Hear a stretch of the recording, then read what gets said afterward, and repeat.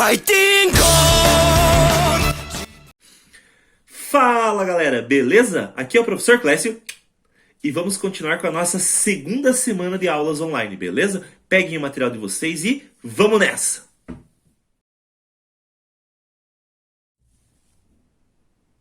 Todos os seres vivos são formados por células. A célula é a menor unidade de vida de um ser vivo. Pessoal, esses são os conceitos da teoria celular. Mas será que os vírus respeitam esses conceitos? Vamos dar uma olhadinha na nossa aula sobre isso, beleza? Vamos lá! Então, pessoal, para muitos cientistas, para um ser considerado vivo, ele precisa ter célula. Muitos não consideram o vírus como um ser vivo por ele não ser formado por células.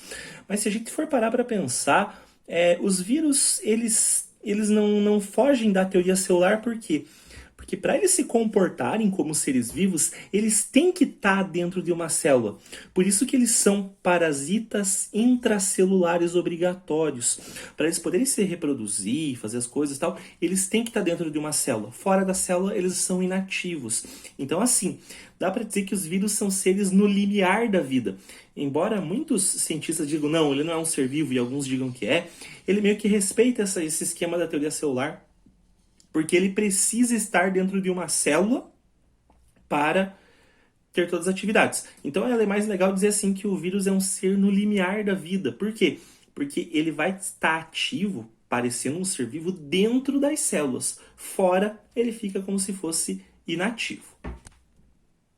Pessoal, desse jeito assim, a gente podia atualizar a teoria celular pelo seguinte, ó. Tipo, para existir vida, tem que ter célula. Eu acho que esse é o jeito mais fácil de a gente parar de considerar o vírus ser vivo ou não, pensando assim, na teoria celular. Para ter vida, precisa ter célula. Ficaria mais fácil de pensar assim.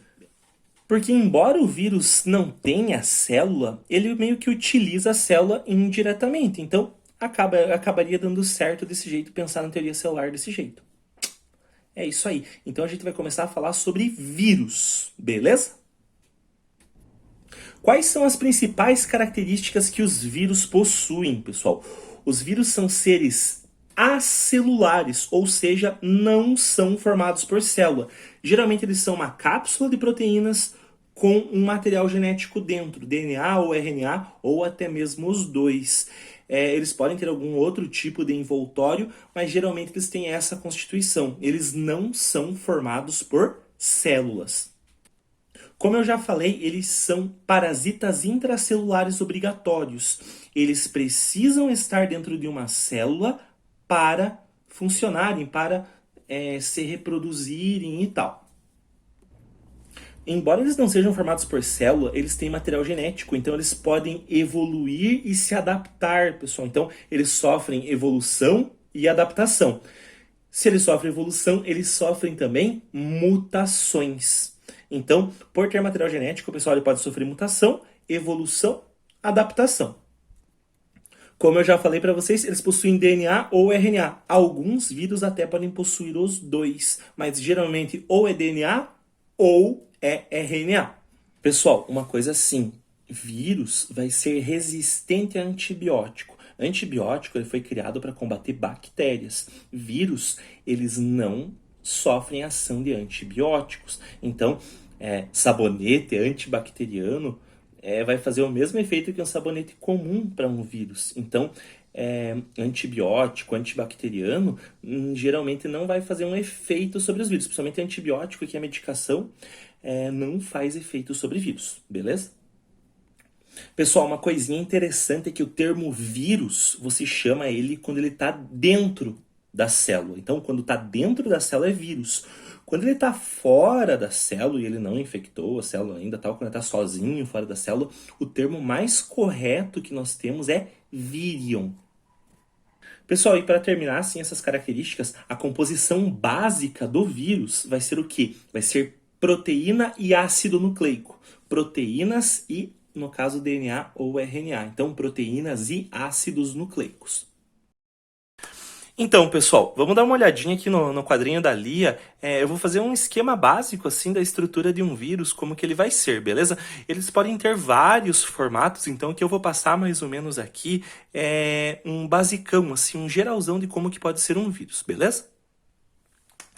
Então, pessoal, existem vírus que são envelopados e vírus que são não envelopados. Então, no esquema é legal colocar o envelope, porque se ele for não envelopado, ele só não vai ter esse envelope.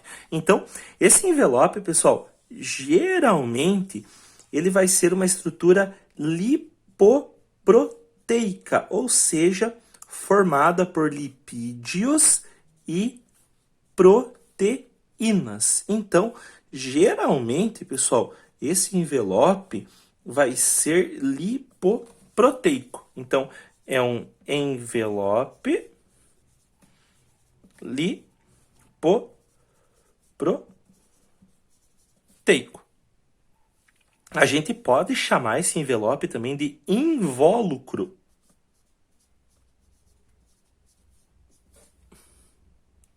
Tem uma teoriazinha que diz que quando um vírus acaba entrando ou saindo da célula, ele leva um pedaço da membrana da célula que ele parasitou junto. E esse pedaço da membrana que vai ser esse invólucro.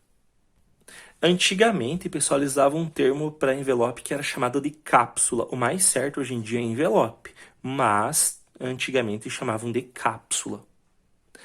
Pessoal, eu não falei, mas esses pontinhos que eu fiz aqui, eles são receptores para o vírus poder se ligar em alguma célula, em alguma coisinha assim. Geralmente, pessoal, esses receptores eles são de uma estrutura chamada glicoproteína. Tem muito a ver lá com a membrana plasmática, com o glicocálix. Então, é um carboidrato ligado a uma proteína.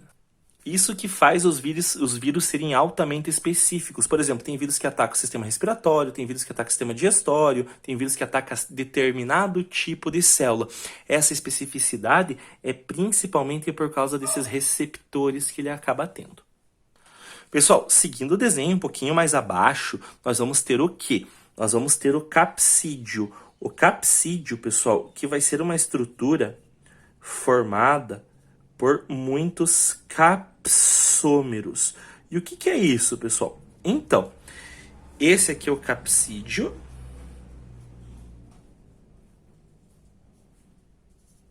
E ele é formado por capsômeros. Então, cada bolinha, pessoal, é um capsômero, o conjunto delas forma um capsídio. Tanto, o capsídio e os capsômeros, tal, eles são formados por proteínas. Então, eles têm uma origem proteica. Pessoal, e daí para a gente terminar aqui o esquema, internamente aqui, pessoal, nós vamos ter o quê? O material genético, o ácido nucleico, que pode ser DNA ou RNA. Meio que para o ensino médio, pessoal, a gente considera mais que é DNA ou RNA. Mas como eu já falei para vocês, tem alguns vírus que tem os dois. Então, esse aqui que é um esquema básico. Então, a gente vai ter o quê? A gente vai ter um capsídio proteico. Eles podem ou não ter um envelope lipoproteico e internamente tem o ácido nucleico, que vai ser DNA ou RNA. Essa regiãozinha aqui onde fica o material genético é chamado de cerne ou core no caso do capsídio. Quando você junta o capsídio com o ácido nucleico, você tem o chamado núcleo capsídio. Pessoal, um vírus que não tem envelope, ele basicamente vai ter o capsídio e o material genético. Pessoal, aqui no cerne, ou core também, podem existir proteínas e enzimas que vão ajudar o vírus a fazer alguma coisa quando ele entrar na célula. Por exemplo, tem vírus que precisa primeiro se transformar em DNA, vírus RNA que primeiro precisa se transformar em DNA para daí conseguir assumir o controle da célula. Então, vai ter que ter uma enzima ali para ajudar ele. Então, nesse cerne, o core, podem existir outras substâncias além do material genético. Pessoal, eu vou passar uma classificaçãozinha dos vírus, ela tá um pouquinho diferente do que vocês têm na apostila, mas ela vai ser mais completa. Eu vou fazer um pouquinho mais completa a parte dos RNA vírus, pessoal. a gente vai dar uma olhadinha um pouquinho melhor, então, nessa parte de classificação. Eu acho que seria legal vocês terem anotadinho isso e fixar nessa aula, sabe? Vai ser bem mais jóia. Pessoal, eu vou colocar essa classificação aqui que é um pouquinho melhor, porque eu já vi questão de vestibular cair alguma coisa a respeito disso, então eu acho legal, assim, vocês saberem um pouquinho melhor cada tipo mesmo que a gente vai ter de vírus, beleza? Então, pessoal, começando a falar dos vírus, nós temos quem? Os vírus formados por DNA, que são os DNA vírus, e os formados por RNA, que são os RNA vírus. Dos vírus formados por DNA, nós temos aqui o dsDNA e o ssDNA. O que significa esse DS e esse SS? O DS, pessoal, significa que é um DNA de fita dupla, tipo o nosso DNA. E o SS, pessoal, DNA, ele significa que é um DNA de fita simples. Mas, professor, eu pensava que o DNA tinha fita dupla lá por causa da aula E. E o RNA tinha fita simples. Sempre assim. DNA fita dupla, RNA fita simples. Como assim? Pessoal, mas nos vírus pode acontecer assim. Como que você nota? Você nota quando é um DNA, quando ele tem timina, aquela base nitrogenada lá representada por T. E você nota que é RNA quando ele tem uracila. Então pode aparecer RNA de fita dupla e pode aparecer DNA de fita simples nos vírus. O exemplo mais comum de vírus de DNA de fita dupla é o vírus bacteriófago. Aquele vírus mais característico que tem, que todo mundo fala que é aquele vírus que ataca a bactéria, beleza? Então, esse é o principal exemplo de vírus de DNA, vírus de dsDNA, de vírus de fita dupla, de DNA de fita dupla. Então, o principal exemplo é o vírus bacteriófago. Já do DNA vírus, o vírus de DNA de fita simples, o mais fácil de lembrar é o parvovírus. Geralmente, pessoal, o parvovírus ataca a criança, ele pode dar problema cutâneo, respiratório, vômito, tal. É um vírus, assim, que acomete mais crianças. Então, pessoal, dos RNA vírus, dos vírus que são formados por RNA, nós temos quem? DNA formado de fita dupla, então dsRNA, RNA de fita dupla, nós temos como principal exemplo o rotavírus, aquele vírus que dá uma diarreia, a pessoa fica meio ruinzinha por alguns dias. Pessoal, agora os três aqui de baixo são vírus RNA de fita simples, mas vai ter uma pequena diferença em cada um deles, principalmente em como que eles se apresentam e o que eles fazem, beleza? Pessoal, quem são esses vírus, então? É RNA de fita simples senso positivo, RNA de fita simples senso negativo e RNA de fita simples, esse RT, pessoal, pense que é de retrovírus. Então, é um retrovírus. Pessoal, o RNA senso, o vírus RNA de cadeia simples, senso positivo, ele é um vírus que quando ele entra na célula, ele já é um RNA mensageiro. Então, ele já entra na célula como um RNA mensageiro. O exemplo mais comum desse tipo de vírus é o da dengue. Então, é vírus formado por RNA de fita simples senso positivo. Ele já é RNA mensageiro, então ele já vai direto para a tradução lá para produzir proteína. Então, o principal vírus desse tipo é o vírus da dengue, pessoal. Pessoal, o vírus RNA de fita simples senso negativo, ele é um vírus que ele ainda é só um RNA e ele ainda tem que se transformar num RNA mensageiro. Então, por isso que ele é o senso negativo, que ele é uma molécula de RNA, mas ele ainda ele vai servir como molde para construir o RNA mensageiro. O principal vírus que é desse jeito aqui é o vírus influenza, que é o vírus da gripe. E finalmente aqui, pessoal, então o retrovírus, como que ele vai ser, pessoal? Então ele é um RNA vírus de fita simples, só que ele é um RNA que vai se transformar em DNA. Como que ele vai fazer isso? Junto com ele vem uma enzima chamada transcriptase reversa. Então, esse vírus que é RNA, quando ele entra na célula, esse RNA serve como molde para construir o DNA, para daí a célula a ser infectada. O principal exemplo desse tipo de vírus é o vírus HIV. Pessoal, falando um pouquinho sobre a reprodução dos vírus, ela vai ser assim de várias maneiras. Geralmente vai ter a ver com o material genético do vírus entrando dentro de uma célula para tudo começar. Então, assim, nos vírus envelopados, como que vai poder ser isso? Tem aqueles que o vírus vai entrar inteiro, como é o caso do sarampo, como é o caso do vírus da gripe. Então, o vírus vai inteiro envelopado entrar dentro da célula. E tem alguns que só vai entrar o núcleo capsídeo, como é o caso do vírus HIV. Então, no caso envoltório, aquele envelope não entra, entra só o núcleo capsídeo, ou seja, o capsídeo e o material genético que acabam entrando. Mas o que realmente importa assim, para vestibular e tal é o ciclo dos não envelopados, que vai ser assim, tem o ciclo lítico e o ciclo lisogênico. Como que vai acontecer isso, pessoal? Vocês podem acompanhar bem ali vendo a imagem da página 25. Se vocês notarem, nós temos ali dois tipos de ciclo. O ciclo lítico e o ciclo lisogênico. Como que vai ser o ciclo lítico, pessoal? Ele vai ser dividido em fixação, injeção, infecção, montagem e lise.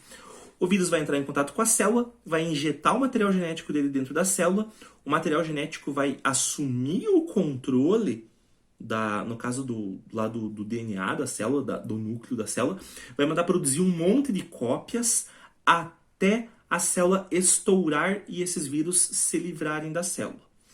Já no ciclo lisogênico, pessoal, o vírus vai injetar o material genético, só que o material genético do vírus, em vez de assumir o controle e mandar produzir um monte de cópias, ele vai se incorporar ao material genético do hospedeiro e ele vai ficar ali, podendo ou não desencadear depois um ciclo lisogênico. Então, o ciclo lítico.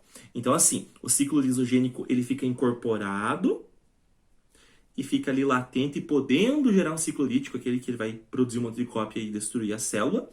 Ou ele pode ser diretamente lítico, que vai assumir o controle e vai produzir um monte de cópia até a célula romper. Beleza?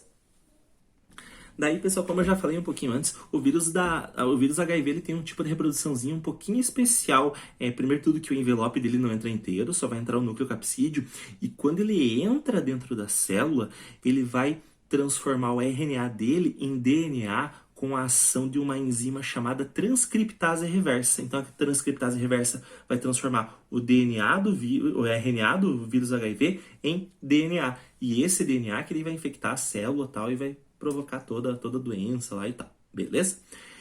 Ainda, pessoal, nós temos, qual é a célula que o vírus da AIDS ataca? Ele ataca linfócitos TCD4+, que são células responsáveis pela defesa. Então, uma pessoa não morre por causa de AIDS, ela morre por causa de outra doença oportunista, porque a AIDS acabou destruindo as defesas que a pessoa tinha. Outro vírus importante é o vírus influenza, que é o vírus causador da gripe. Então, o vírus causador da gripe, pessoal, a gente teve lá uns 11 anos atrás, no caso, casos da H1N1, que foi bem complicado. Hoje em dia, a gente tá vivendo essa quarentena tudo por causa também de um vírus chamado coronavírus. Então, assim, pessoal, o coronavírus, ele também é um vírus que ele tem um fácil contágio. Então, essa quarentena, pessoal, é meio que para evitar um aumento no contágio, pessoal, porque eles esperam que muitas pessoas peguem mesmo o coronavírus. Mas o interessante é não deixar que os sistemas de saúde sobrecarreguem por causa dessa doença. Então, é bem complicado, né? Mas continuando, pessoal, existem várias doenças causadas por vírus. A gente tem o coronavírus que causa pneumonia asiática, agora é o novo Covid-19 também, né, tal. A influenza que causa a gripe, o rinovírus que causa o resfriado, o rotavírus que causa diarreia, o HPV que induz ao câncer de colo de útero, o HAV, HBV, HCV, que são os vírus da hepatite A, B, C. Tem até o hepatite delta, que é hepatite D também, que é o HDV. O hantavírus, que causa antavirose, o HIV, que causa AIDS, a flavivírus, que causa a febre amarela, o Zika V, que causa a Zika, o chikungunya, que causa a febre chikungunya, e ainda temos os vírus DEN1, DEN2, DEN3, DEN4, que causam a dengue. Então, temos vários tipos de vírus. Pessoal, existe muita coisa. Existem os arenavírus, que atacam aqui no Brasil, eles dão uma doença bem intensa, parecida com o ebola, que também é um vírus que ataca lá na África. Então, existem, assim, muitas doenças causadas por vírus. E existe uma estrutura chamada virióide, pessoal. O que é um virióide? Eles são os menores causadores de doença que a gente conhece. Eles são formados por uma fita simples de RNA e circular e fechada. Eles não têm nem cápsula proteica, o que deixa eles diferentes dos vírus. Então eles não vão ter aquela cápsula proteica que nem os vírus. Eles são um anelzinho de RNA. Geralmente eles atacam plantas, pessoal. Eles são virióides, então eles atacam plantas. E uma última coisa para essa aula, pessoal, nós temos os prions. Prions são proteínas infecciosas. Ele vem do inglês Proteinaceous Infections Only Particle, partícula infecciosa puramente proteica, ou uma proteína infecciosa. Ela foi meio que descoberta por Stanley Prusiner em 1997, e ele tinha uma teoria de que algumas proteínas podem se ligar a outras proteínas e causar doenças. Então o prion não chega nem, não dá para considerar nada como ser vivo. Tipo, o virióide já é complicado, prion mais ainda, porque ele na verdade não vai ser uma proteína infecciosa, é uma proteína que quando entra em contato com outras determinadas proteínas, ela acaba inativando, causando algum dano. O mais característico que a gente tem, assim, dessa questão de prion é aquele mal da vaca louca. Se vocês pesquisarem lá por 97, 98, aparecia uma doença chamada mal da vaca louca. Tem a doença de Kuru também, que aparece em nativos da Nova Guiné, e a Scrap, que é uma doença dermatológica lá que atinge carneiros e ovelhas. Mas assim, geralmente nos seres humanos, a maior parte dos prions que se conhece, eles atacam cérebros, eles acabam causando degeneração cerebral. E assim, pessoal, como que transmite prions que podem causar doença? Através de tecidos contaminados, hormônios extraídos de animais contaminados, ingestão de carne de boi ou carne de ovelha contaminada, utilização de material cirúrgico contaminado, e ainda uso de derivados animais na produção de alimentos e rações, se o animal estiver contaminado com prion. Então, ele é um pouquinho mais complicado. Geralmente, no ser humano, ele vai dar doença degenerativa. Vai ser bem intenso. Então, a nossa aula, pessoal, fica por aqui. Tudo de bom para vocês. Até a próxima!